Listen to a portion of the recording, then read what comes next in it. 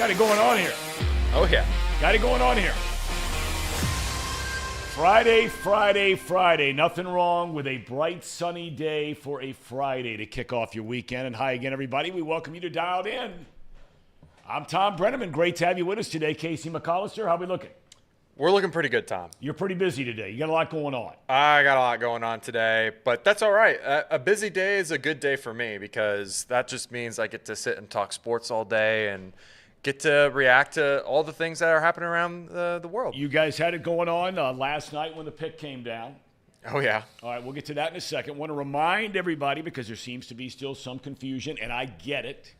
We come your way twice a week, so we're live on Monday mornings, 9:15 a.m. on Chatterbox Sports. We post later that day on the Believe Network. Fridays, we're on both. Live at 12, a little after 12 on Chatterbox, post for the weekend, late Friday. You can join us anywhere, anytime. Just dial into YouTube/Chatterbox Sports page. And wherever you get your podcast, just search Dialed In with Tom Brenneman, and you're there. Fridays, we like to have a guest come on, and today is no different. I mean, we've had everybody from Chip Carey to Chris Myers from Fox to Justin Williams from The Athletic, Stan Conti talking about all the injuries with pitchers. Today, we circle back with our buddy Charlie Goldsmith, because let's be honest about it. This is all everybody's talking about, the NFL draft. How about that crowd last night? Whew. What, 275,000? Is that what they said? Yeah, I saw the 250. It was probably 200 or 275 there, Tom. It was a huge crowd. Or maybe the old record was 275, I read. So last night was 250? Or did they break the record last night? I can't remember what I read. I don't remember what I read either, but I know it was a huge number. I mean, 250,000 people, almost 250,000 people just downtown. It's unbelievable. I mean, they had it completely shut down. Could you imagine what that would look like here in downtown Cincinnati? Well, I mean, I wish we could have it, but my understanding is from all the reading and conversations I've had with people is we don't have enough hotel space. That's what my understanding is, quality hotel space. We got some nice hotels down there, but that's my understanding as to why we don't have it, because Cincinnati would be a phenomenal place for it. And yesterday would have been great. Weather-wise, perfect, right? Been great. Well, the debate all during the offseason is which way were the Bengals going to go, right? Offensive line, try and keep Joe Burrow healthy for an entire season. Defensive line, this was a group that really struggled last year against the run. And they're arguably in the best running division in the National Football League. There was some scattered talk, wide receiver, cornerback. We weren't buying that here. We weren't buying that on Off the Bench at all, nor on Dialed In. The decision was for the OLine. It's been a black hole for the Bengals over the last number of years drafting there. Jonah Williams was a good, solid pick, but not a perennial Pro Bowler, and now he's gone. Amarius Mims is the guy last night for the orange and black. Mel Kiper Jr. said it right when they picked him. Mims is the perfect case of a high-ceiling, high-risk prospect. He only started 8 games. You've heard it over and over again at Georgia. Because of numerous injuries, he's played in over 25. But the tape they have to watch him, dude never once has allowed a quarterback hit or a quarterback sack. Something to be said for that. Not too shabby. All right, day 2 of the draft. Let's get to that with our main man from Cincinnati.com, Charlie Goldsmith. Charlie, thank you for your flexibility in coming on a little earlier than we had planned. Were you surprised? What are your thoughts about Mims being the first pick for the Bengals last night? Yeah, so I don't know that anyone cares about my draft process that I go through individually, but Amarius Mims, we do. Amarius Mims was the first prospect I looked at this year. When I was 101, starting out this draft as a whole, who do I want to look at? Who fits the Bengals? Who's someone I want to know more about? I did start with him. There was the experience question, of course, and that's why I wanted to dive deeper into this game. When you look at boxes that the Bengals look for, that they've checked with their first-round picks over the years, Amarius really checks all of them. Big school college football playoff experience, the size, anchor, and physicality at offensive tackle, the ability to execute specifically what they look for in their scheme at that position, the athleticism, the traits. Mims, again, lacks the experience, but much more than, Fautanu, who went to Pittsburgh, much more than Guyton, who went to Dallas. The Bengals got an offensive tackle who really fits kind of the model that they've built this team around. So, I mean, at the end of the day, Charlie, you weren't in the room. I wasn't in the room, but you have all your contacts and sources in there. When it comes right down to it and you're on that proverbial clock, what at the end of the day, you just mentioned some of the boxes you check. But look, guys' jobs are on the line on these picks. We know this, right? And it's been a long time, as I mentioned, since they really had an outstanding offensive lineman that they drafted very high in the draft, that it's gone well over a long period of time. What ultimately wins out in favor of Mims? Ultimately. Upside. I mean, it's as simple as that. Like, the Bengals don't think they're going to get an opportunity really ever again during Burrow's career to get an offensive tackle who can be this good. Like, they didn't expect to get Orlando Brown in 2022. It was, or 2023. It was this lightning struck. No one thought it would happen. And Mims is a guy with an even higher upside than Orlando Brown. The Bengals don't expect to be picking 18, many more times. They expect to be in the late 20s going forward. You're never going to be able to get a guy like Amarius Mims with these traits in the 20s. So a line that I heard was they'll never have a chance to get a guy like this for a while. And when you need to protect Burrow, you need the next wave of pass protectors as Brown gets older, as Kappa and Karras get older. That's what makes a guy like Amarius Mims so intriguing. Help me out with something here, Charlie, real quick, just to make sure I know, because I think I do, but I could be wrong. Good chance I am wrong. Are Karras and Kappa both up at the end of this year? Karras is. Kappa has one more year. Okay. All right. Okay. So they're in a good place there. I mean, they got Brown kind of this year. We'll see how much Mims gets a chance to play out at right tackle. If Brown can stay healthy. We know about Orlando Brown on the other side. We'll see at left guard. Okay. All right. Moving forward. Today, what do you think the hot topic of conversation is? I think they pick, 17th today, if I'm not mistaken? It's like the 49th pick or something like that. So I guess that would be right, putting those numbers together. So what are they thinking?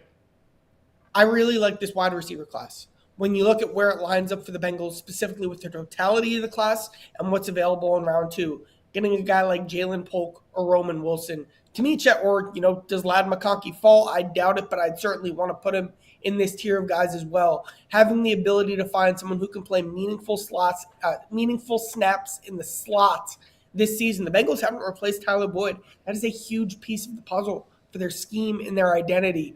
And especially a guy, like a McConkey or like a Jalen Polk, who could play outside more as well, who would give you versatility that you didn't have at wide receiver previously. And then maybe you could lean more into that versatility if T. Higgins walks at the end of the season. So I like the receivers.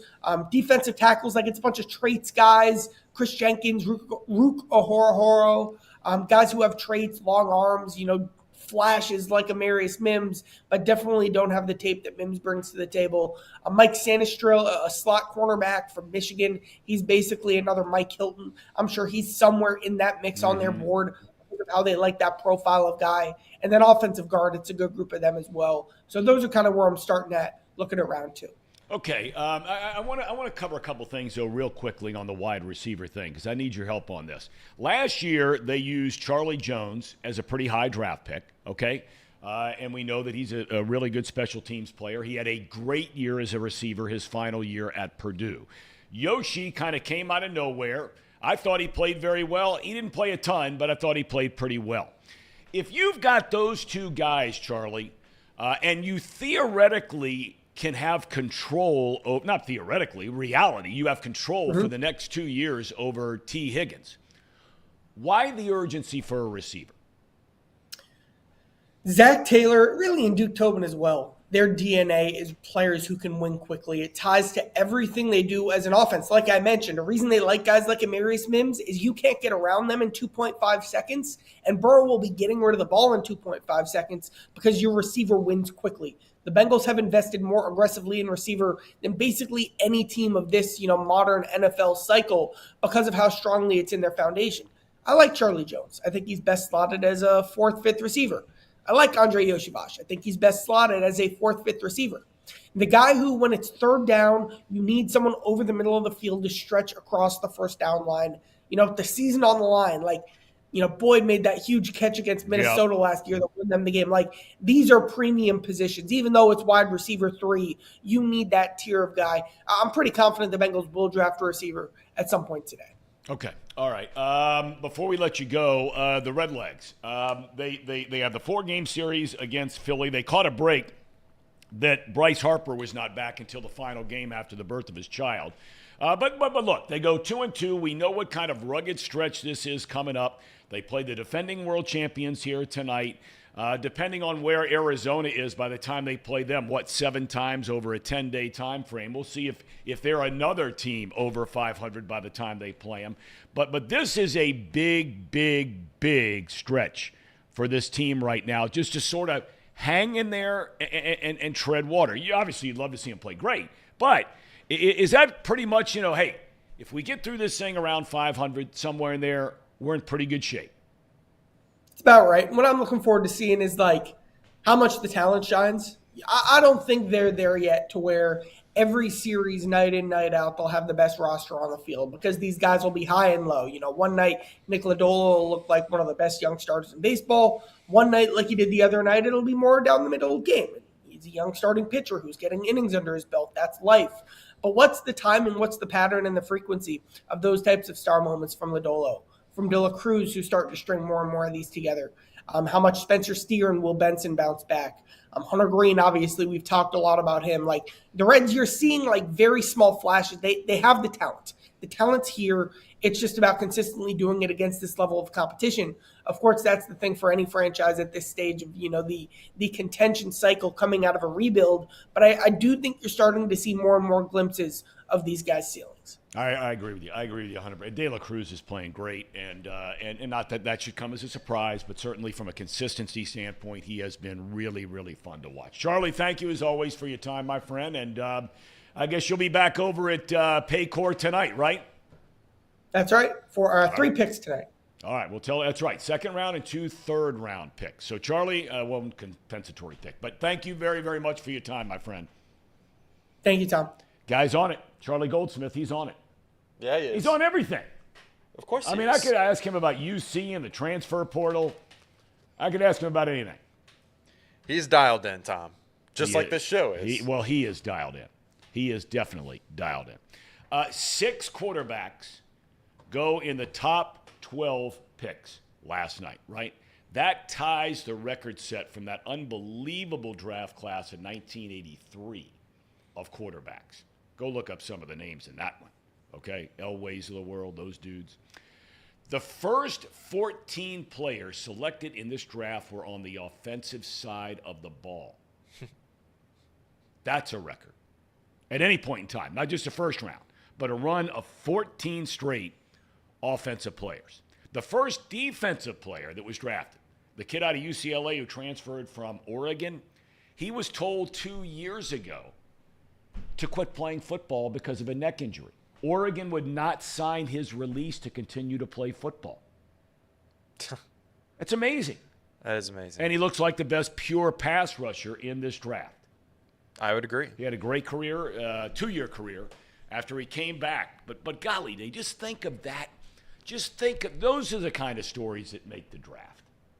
Oh, yeah. I mean, imagine being this kid. No different than any of these other young men who are going to get drafted, whether it's in the 1st round or it's the 7th round.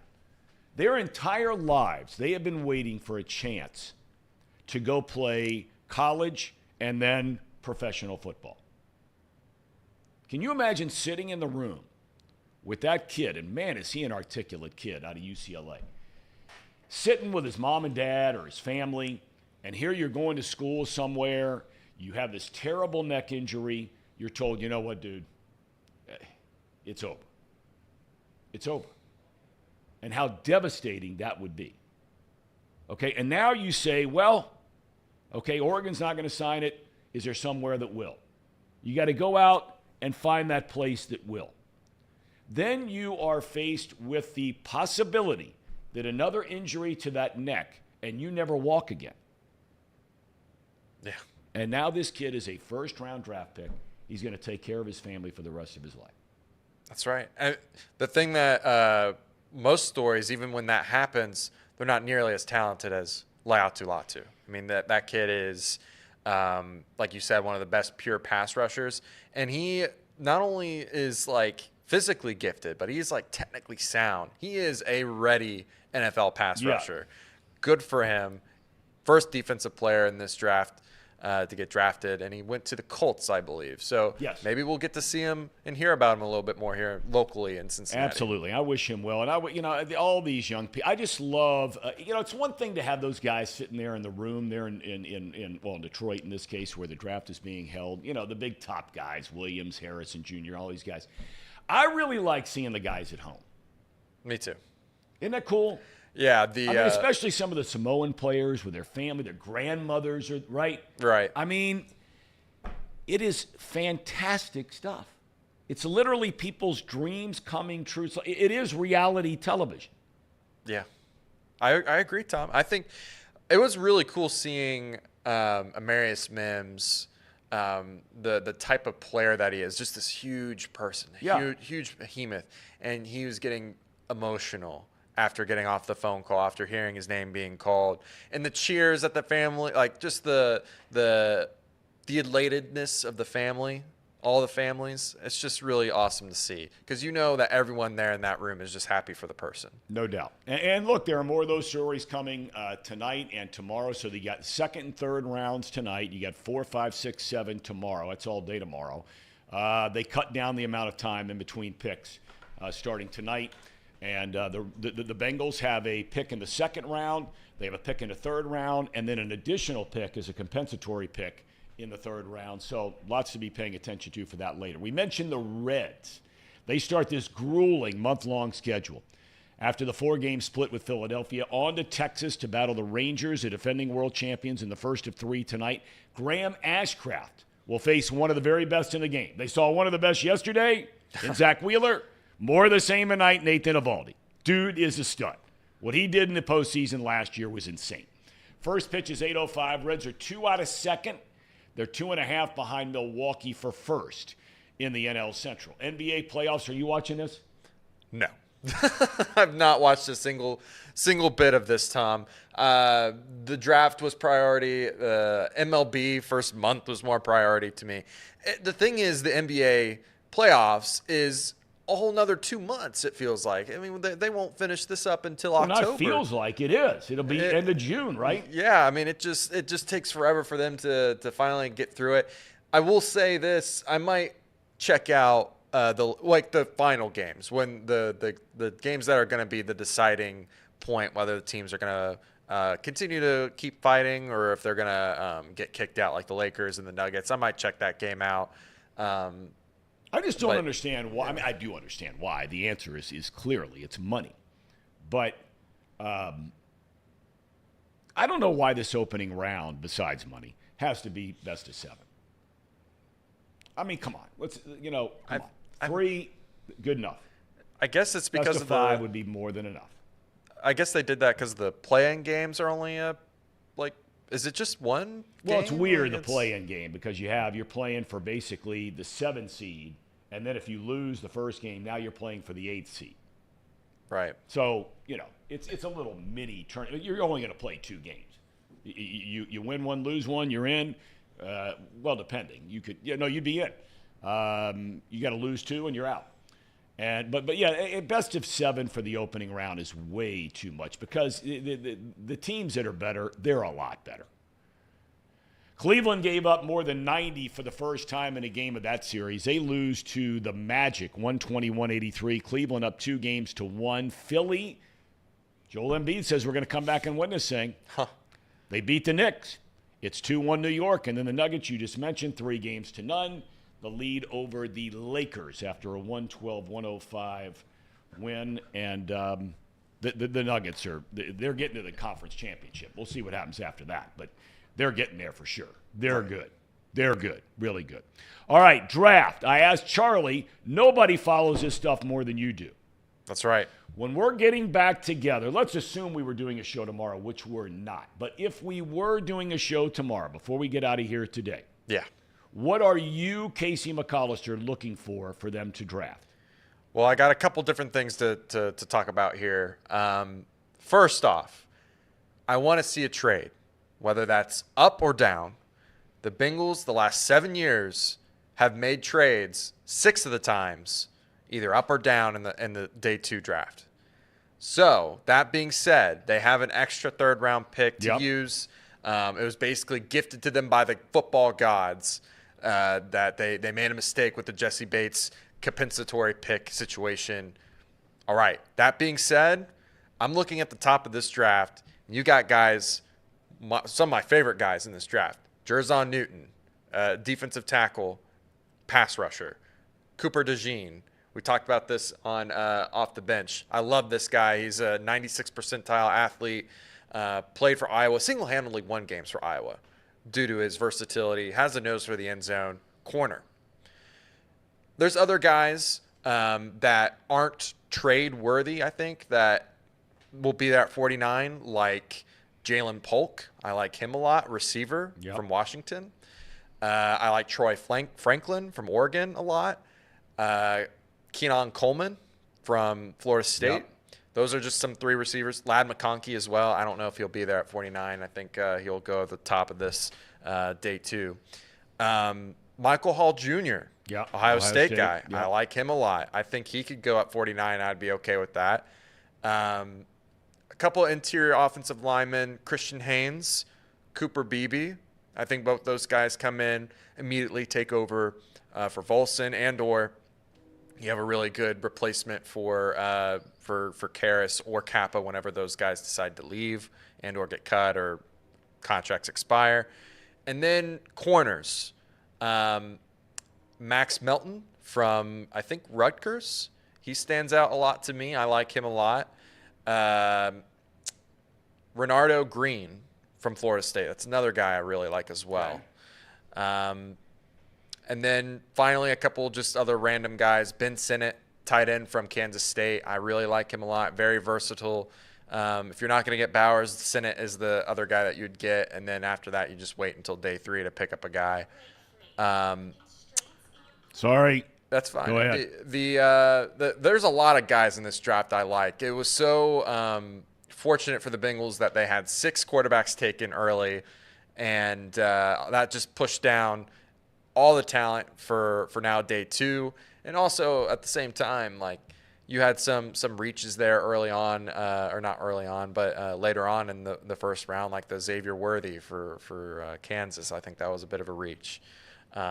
Things like that have really helped push down some guys. Donnie Mitchell that's another guy I forgot to mention for a receiver for the Bengals. There's a lot of receivers. Tom. Yeah, there's a lot of receivers out there. I just sit there and I say to myself, and I heard Charlie talk about the receivers, and look, I think you could have gone either way on what you were going to do with that first pick. I think they did the right thing. I mean, we'll find out. It'll play out one way or the other. But I think they made the right play. But I just can't get over the defense. I know. I mean, I can't get over it. I know you have to address that offensive line and for the long haul, and I certainly can appreciate that you're hoping you're not going to be picking at 15, 16, 18, 19 anytime soon or higher up.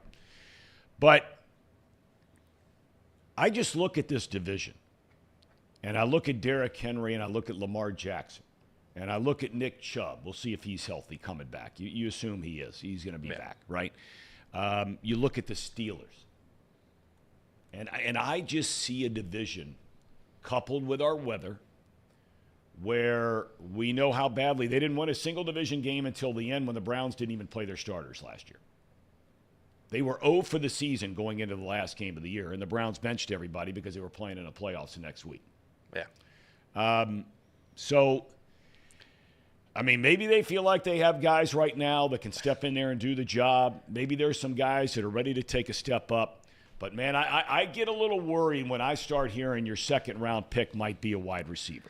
I'm with you, Tom. But you got to have the right guy. Yeah. You can't be some stiff and you're just drafting a defensive lineman to draft a defensive lineman. I agree. I don't think that they shouldn't be forced to take a guy just because of need. And I think the Bengals are set up good enough to where they're not forced to do that. The hole that's left on the defensive line is a position, nose tackle. Historically, when you pick a guy high in this draft, in the NFL draft, to be a nose tackle. Historically, they've not really worked out because they're bigger guys. Yeah. It's hard to evaluate that sort of talent. And one of the best guys, T'Vondre Sweat, he might not even get drafted after all that nonsense that happened in his DUI. So that's like a potential undrafted free agent just available walking out there. Or maybe you take a chance on him. You just throw your 5th-round pick at him and just hope that it works out. To me, what you're looking for is pass rush here at your 2nd-round pick. You can never have enough pass rush. And if you're telling me that Trezon Newton is available to the Bengals, if you can trade up and get that guy, I think that's what you do. That addresses a huge need. We've talked about it time and time again. Pass rush, pass rush, pass rush. We got to get that figured out. I think he solves not just that. I think he's got upside in stopping the run too. He's that good. I really like. So Trezon are you telling me this dude is not going to get drafted because he had a DUI? I'm not dismissing or diminishing a DUI. It's a very serious thing. T'Vondre Sweat? Yeah. I don't know if he's going to go undrafted. I'm sure there's going to be a team, like I said, will just throw a 4th-round pick on him just to get him because of the talent that he is. But that's what happened to him. But there's tons of teams that will take him off the board because he was out partying when he said he was done with that part of his life. I mean, okay, all right. I'm not going to get into all that. Yeah. And again, I don't want anybody to misunderstand me in any form or fashion in terms of minimizing DUI. No, that's how people lose their children and their mothers and their fathers and their brothers and their sisters and their grandchildren. So, yeah, no. Last thing I want to ask you before we get, and I know we got to get out of here quick. I want to read more about it before I have an opinion on this Trey Hendrickson thing. Yeah. I want to hear more from him instead of his agent. I agree. Because I got to tell you, that one there are some dudes that I wouldn't be surprised something like that came out, right? Yep. He would have been at the very bottom or damn near the very bottom, along with Burrow, right? Right. Or somebody like that. And I just can't still believe it. I'm with you. I'm still kind of in shock that it happened. I said it on Off the Bench. It felt like a premeditated attack. Like, this is so out of character for a guy who has put his health on the line for us to play injured. Yep. Great player. Yeah, captain of our team. It was just so shocking to see that 24 hours before the draft. Yeah, and I just sit there and I say to myself, look, there is risk always for each side, okay? And it just seems like I thought Hendrickson would be a guy who's kind of above that. And maybe I should never – it is a business at the end of the day. But the Bengals rolled the dice on him, giving him $60 million over 4 years. Now, has he outplayed that contract? Probably can make a case for that. But the Bengals didn't know that when they signed him. Nobody else was giving Trey Hendrickson $60 million. Now, all of that's fine. And the guy wanting money, it's business. When I start hearing guys start talking about retirement, that to me is the ultimate red flag. But again, I'm gonna wait on this one. I'm not gonna step out there yet because I really want to hear from Hendrick because he's earned some rope. Yeah, he's earned rope. Model citizen, model dude, model player, plays his tail off, plays hurt, all those things you just said, and it is an unbelievably productive player. So we're going to give him a little rope. There's some other guys who wouldn't get it. But that is certainly a story to follow, I think, here in the next coming weeks. Yeah, and the other thing, too, is I keep pointing back to Off the Bench, and we talked about it on there, too. The money thing is one deal, right, where he can't necessarily adjust the numbers for 2024 and 2025. You can add a year to his contract to give him more money. Right. But I think this really boils down to the guarantees of the contract, which comes right back to how Bengals usually give out contracts to these guys. They don't put a lot of guarantees in it. And it's just another, this is the Bengals. They just don't do that. And that part to me is disappointing in the idea that, like, without him, you know that your team is significantly worse. Oh, yeah. Significantly worse. And you know that you need him to be at the top of his game for the next 2 years to compete anyways.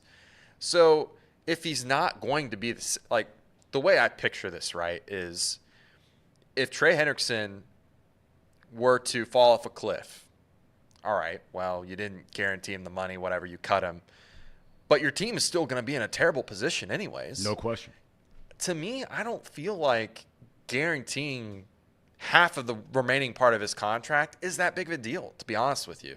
I don't think that opens up Pandora's box to make other players who have stellar seasons come and try to negotiate with the Bengals. I think that's just normal practice for the NFL, to be honest with you, to give guarantees to guys that are going to make impact on your team.